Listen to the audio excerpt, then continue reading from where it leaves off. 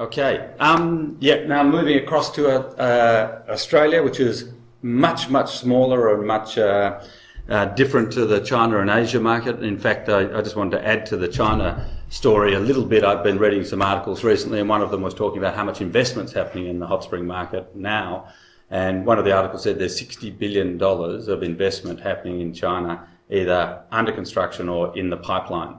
So it is a massive growth there, and I was always working off about 10% growth, but here we were talking about 20% possibly. So it's massive. Either way, either 10 or 20% for a market like that is incredible. It's already the world's largest. So in Australia, I just wanted to quickly give us an update of what's here as a resource. In fact, about 3 weeks ago, I was here in the middle of Australia with an Aboriginal elder. That place at Dalhousie Springs is in fact the world's largest hot spring by volume, about 17,000 litres a second coming out of the location, and it's a result of the Great Artesian Basin, which basically runs, sort of about 25% of the Australian landmass has artesian water under it, and most of it's hot, ranging anywhere from about 95 degrees down to down to ambient or just over ambient, so 25-30 degrees. But Dalhousie's the middle of nowhere, so there's no commercial opportunity there. It's got great cultural significance for the local Indigenous people, but it's not something which anybody would look at for a commercial purpose, really. Other hot springs, as you can see right across the country, there are hot springs in every state of Australia, and of which there are only a few which have been commercialised. Probably one of the very first ones to be commercialised was a place called Moree in New South Wales. It was run by the local municipality, and it's still run like a public swimming pool. So it's actually a little bit like the European heritage, in fact, some of the European styles. The other one, we started our business in 2005, and have been sort of encouraging the growth of hot springs across Australia. And this is just examples of a few developments, and there are no big statistics because it's a very young market. We are the market, basically. We represent probably 85% of the total hot spring market at the moment. So we are starting small, but with great ambitions.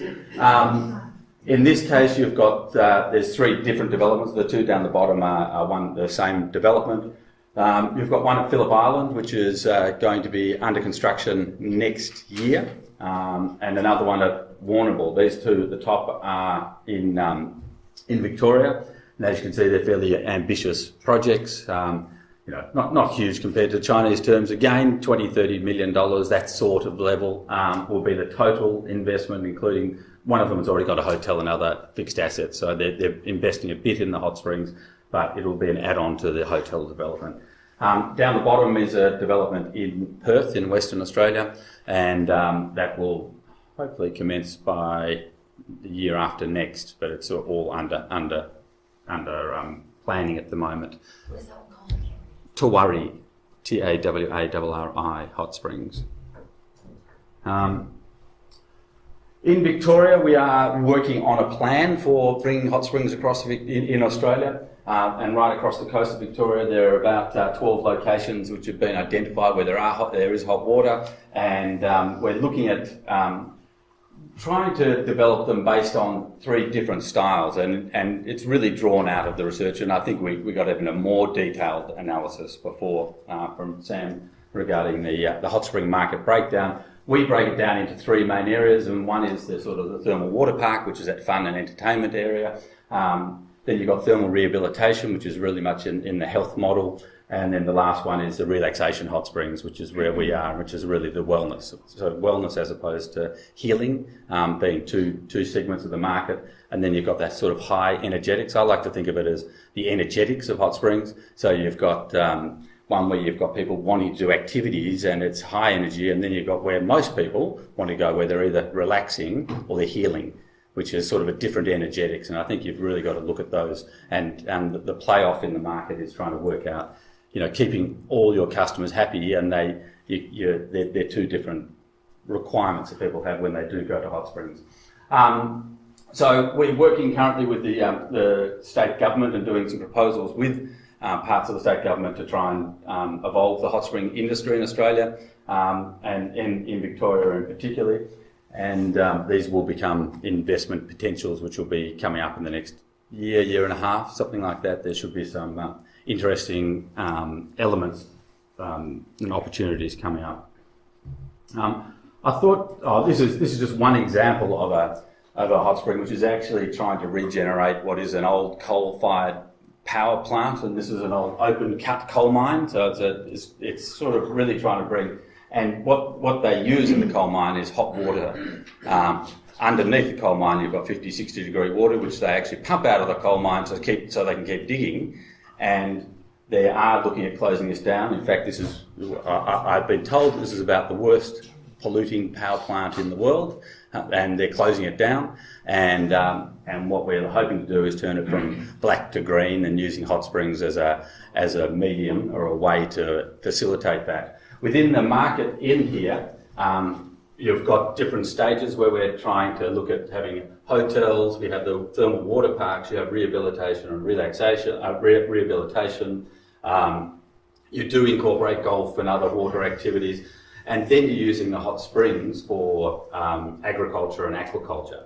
So you're using the heat of the water not just for the balneological uses, but you're also using it for agriculture. So you can grow plants all year. You can encourage agriculture and clean and green. So that's just another example. I thought I'd provide some examples of just some of the fun things that we're doing at Peninsula Hot Springs, just to show you some of the ways that we're thinking as we're moving forward. In Australia, and in fact in every place in the world, you really have to design your hot spring based on the market and who you're expecting to come there, and your conditions in your local area. In Australia, we have a problem. In our place, we've got demand all the time, except for on days when it gets to about 34, 35, 36 degrees Celsius or more, which happens, maybe 20 days a year. But in order to encourage people to come on those days, we want to try and do some different things. And in this case, putting in some ice caves and having some frozen zones. Another example is if it's working. There it is. We're using clays. So we're opening this one up next month. We're doing a soft launch of an area which is a beautiful sort of handmade limestone zone with thermal showers, and we've got 10 earth clays from right around Australia, and they represent the different sort of colours of the Australian earth. So when you're coming there, you're going to have an experience of our place. It is good in the sense of clays which are detoxifying, and they're healthy, but really our focus at our place is about fun and social fun and activity. So we're introducing that, and it's a product which people can actually purchase as well. I think at Glen Ivy, you have the mud club or a mud area, and but there you just get it and you slap it on, and it's an experience. What we want to turn it into is not just we don't want to turn it into a free experience. We actually want to have it where people are buying a retail product, and you're mixing it up, and then they're painting each other, and you're turning it into this real social, sparring, fun activity, and hopefully with another source of revenue as well. Another thing we're introducing soon is, and which will support our accommodation as it flows on, we don't have the accommodation yet, is our activity centre. So where we're engaging with our local area and using horse riding. So we're packaging up with another property who does horse riding.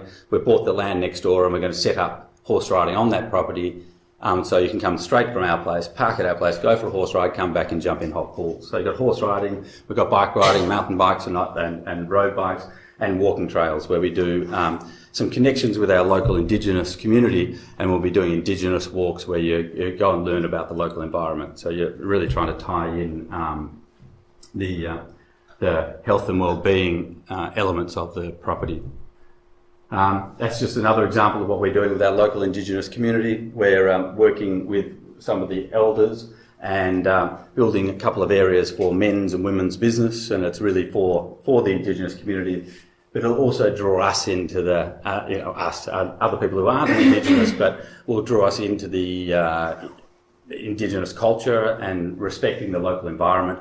And at the essence of our whole product is trying to get people to relax in nature and relax with each other. So they're sort of creating a sort of global harmony through hot springs, and working with our local Indigenous people is for us it's seen as a very important part of that offering. The other thing we are doing, and this is going to be, James is going to flesh it out a whole lot more later on, and Mark as well in this general area, is we're trying to work more in collaborating in the academic field, and look at what does our product do for our customers, so understanding our customer more, but then trying to deliver our experiences based on that, and particularly in the wellness and wellbeing area. Brooke will talk about it later on as well, and what we're doing in the wellness space. So I won't go into detail, but probably one of the big findings that we weren't aware of, and which we got out of this research, was that a lot of people are coming who have got some issues with their backs, and they're getting significant improvement from it, and that's from a recreational activity. So it's sort of really trying to weave in wellbeing and in that recreation and relaxation space, and try and doing it in a soft way rather than a medical way, trying to just weave it into a soft experience. And that's it. Lovely.